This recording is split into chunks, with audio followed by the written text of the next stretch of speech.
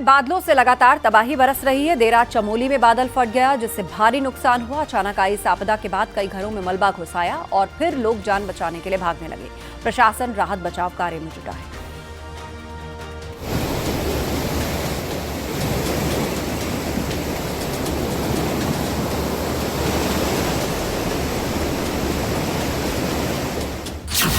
चमोली के थराली में बड़ी आफत।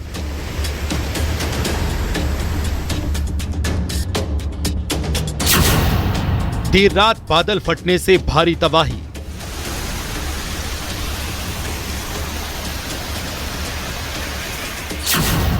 घरों में घुसा मलबा, दब गई गाड़ियां।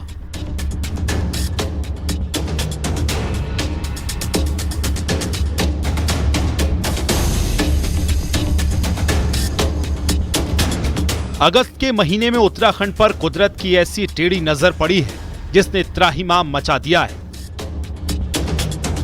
5 अगस्त को उत्तरकाशी के धराली में आई भयानक त्रासदी में सब कुछ मिट्टी में मिल गया। पूरा धराली तबाह हो गया। अब वो मलबे के ढेर में दफन है, जिसमें ना जाने कितने लोग दबे हुए हैं।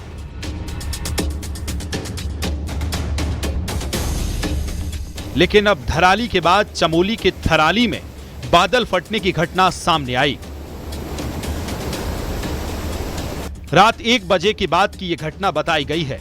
लोग अपने घरों में गहरी नींद के आगोश में थे, लेकिन बादलों की मंशा कुछ और ही थी। अचानक बारिश के साथ बादल फट गया, जिसके बाद तेजी से मलबा नीचे की तरफ बहने लगा। इससे पहले कि कुछ लोग समझ पाते कि क्या हुआ है, मलबा उनके घरों में दाखिल होता चला गया। चीख पुकार मच गई। इसके बाद तो लोग किसी तरह अपनी जान बचाने की कोशिश करने लगे, क्योंकि मलबे के साथ पत्थर भी बहकर आ रहे थे।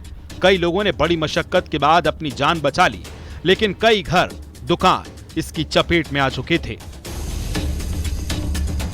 बादल फटने के बाद सड़कों पर भी मलबा बहकर आया, जिसमें कई गाड़ियां दब गईं, जिससे अंदाजा लगाना मुश्किल नहीं है कि उस वक्त हालात कितने भयानक रहे होंगे। बादल फटने के बाद कई सड़कें क्षतिग्रस्त हुई हैं। थराली बाजार, राड़ी बगड़ और चेपड़ो जैसे गांवों में सबसे ज्यादा नुकसान हुआ है।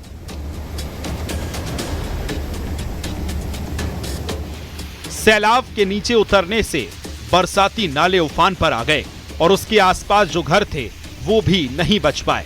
तहसील परिसर, एसडीएम आवास में भी मलबा घुस गया। खेत खलिहानों को नुकसान पहुंचा।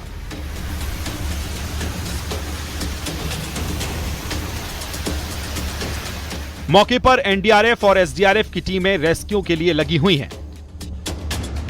डीएम खुद मौके पर पहुंचे। हरमनी के पास सड़क को खोला गया, जिसके बाद राहत बचाव काम में तेजी आई।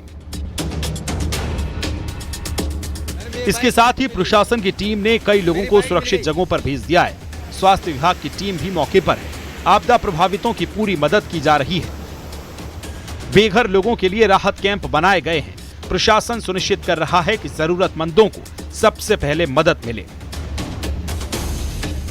कल रात थराली में बादल फटने की घटना घटी है, जिससे कि थराली, चेपड़ो और आसपास के क्षेत्रों में काफ़ी नुकसान हुआ है और एक महिला के घर की दीवार में दबने की खबर है और एक आदमी चेपड़ो में मिसिंग चल रहा है। इसके अतिरिक्त परिसंपत्तियों का बहुत बड़ी मात्रा में नुकसान वहाँ पे हुआ है और प्रशासन की टीम, स्थानीय प्रशासन की टीम वहाँ रेस्क्यू ऑपरेशन कर रही है, जेसीबी से मलबा हटाया जा रहा है। थराली में बादल फटने के बाद हर तरफ मलबा ही मलबा है और लोग भी खौफ में हैं। सड़क मार्ग कई जगहों पर बाधित है, जिससे बाधा भी आ रही है।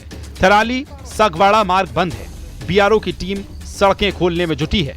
पिंडर और प्राणमती नदियों का जलस्तर बढ़ने से बाढ़ का खतरा बढ़ रहा है। कई गांवों का संपर्क आपस में टूट गया है। प्रशासन ने थराली तहसील के सभी स्कूलों और आंगनवाड़ी केंद्रों को बंद रखने के आदेश दिए हैं। लोगों से सतर्क रहने की अपील भी की गई है। थराली शहर हो गया, तहसील परिसर हो गया, सागवाड़ा गाँव हो गया, चेपड़ो हो गया, आसपास के इलाकों में काफ़ी अतिवृष्टि हुई, काफ़ी जो नुकसान हुआ है। और मलबा आने से जो है एक कविता नाम की महिला जो है 20 साल की दब गई है वहाँ पे महिला, और एक व्यक्ति गंगा जोशी जो है चेपड़ो में लापता है, 72 साल की एज है। रात में ही हम लोगों ने मूव करा दिया था। डीआरएफ की टीम थी, एसडीआरएफ की टीम थी, डीडीआरएफ की टीम, हमारी टीम थी, मुफ्त कर दिया था, क्योंकि रास्ता के लिए ब्लॉक हो गया है और इसलिए जो है बहुत दिक्कत हो रही है लोगों को। तो बाकी तहसील के स्टाफ जो है, प्रशासन जो है वहाँ लगा हुआ है राहत कार्य में। थराली की इस घटना के बाद सीएम धामी हालात पर नजर बनाए हुए हैं। वो लगातार स्थानीय प्रशासन के साथ संपर्क में है। पहाड़ों में लगातार हो रही बारिश और भूस्खलन ने जनजीवन को मुश्किल में डाल दिया है। अगस्त के महीने में उत्तराखंड में आपातकाल चल रहा है, क्योंकि बादल फटने और लैंडस्लाइड की घटनाओं में इजाफा हो रहा है, जिससे हर तरफ खौफ का मंजर नजर आ रहा है। चमोली से नितिन सेमवाल के साथ bureau report, news 18, UP Uttarakhand.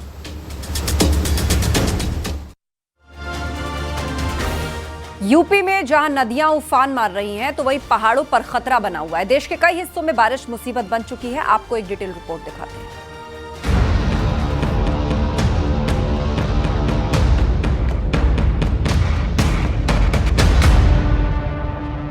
आधे हिंदुस्तान में बारिश ने कोहराम मचाया हुआ है।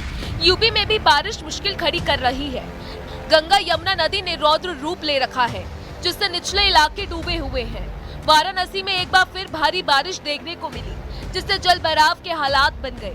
काशी विश्वविद्यालय समेत कई इलाकों में पानी भर गया। मुख्य सड़कें भी डूब गई। रात में हुई बारिश से सुबह जब लोग घर से बाहर निकले तो वो परेशानी में आ गए। स्कूल जाने में बच्चों को काफी दिक्कतें आई, क्योंकि सड़क पर सैलाब तैर रहा था।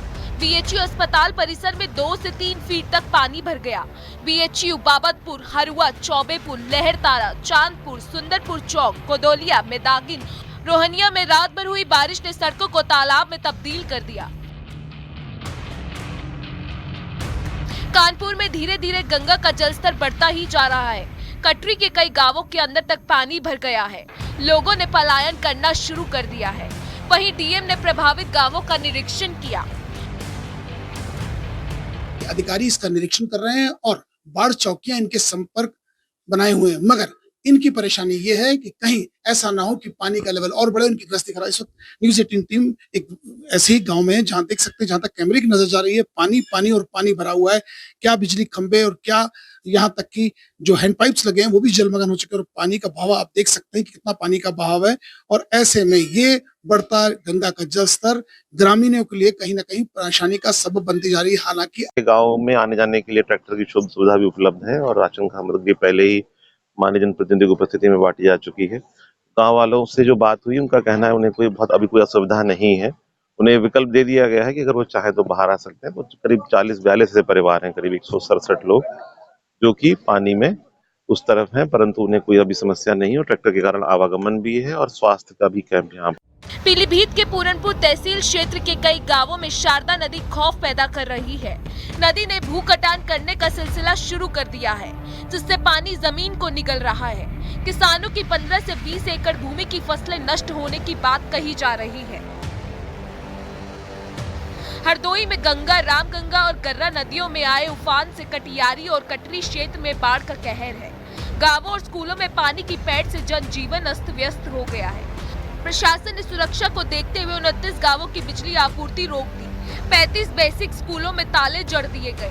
प्रभावित परिवारों के लिए प्रशासन लगातार राहत सामग्री पहुंचा रहा है। कुछ गांवों से पानी निकल चुका है, लेकिन अभी भी 36 गांव जलमग्न हैं। चमोली में तेज बारिश के बाद बरसाती नाले सड़क पर बह रहे हैं और लोग जान जोखिम में डालकर नाले को पार कर रहे हैं। तस्वीरों में आप देख सकते हैं कि लोग जेसीबी की मदद से बरसाती नदी को पार कर रहे हैं, जो बहुत ही जोखिम भरा है और जरा सी चूक होने पर बड़ा हादसा हो सकता है। लेकिन उसके बाद भी लोग उफनती नदी को पार करने को मजबूर है।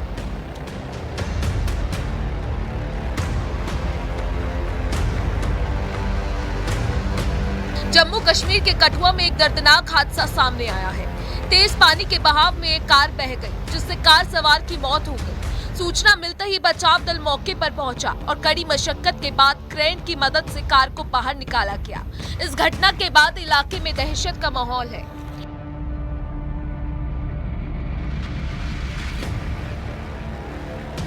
ओडिशा के कियोंझर में भारी बारिश से हालात बिगड़ गए। वहां समाकोई नदी पर बना पुल उफनते पानी में डूब गया, जिसकी वजह से 18 पंचायतों का संपर्क टूट गया। हालात को देखते हुए प्रशासन अलर्ट मोड पर है।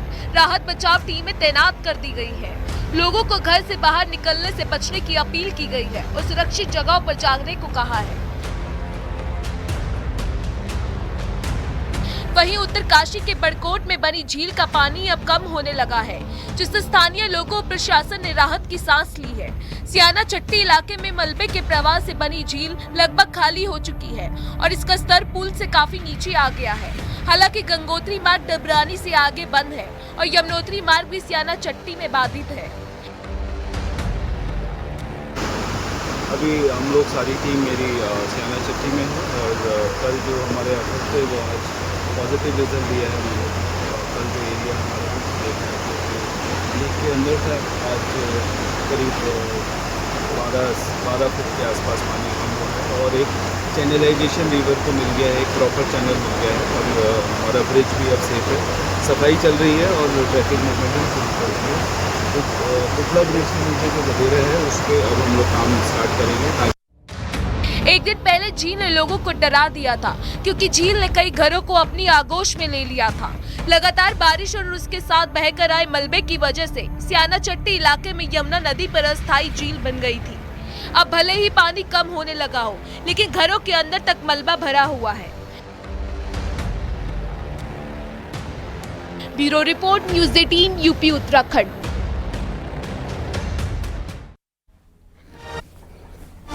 गणपति उत्सव बेहद नजदीक है। ऐसे में गणपति के पंडाल तैयार किए जा रहे हैं। हैदराबाद में कलाकारों ने एक पंडाल बनाया जो ऑपरेशन सिंदूर की थीम पर बनाया गया है।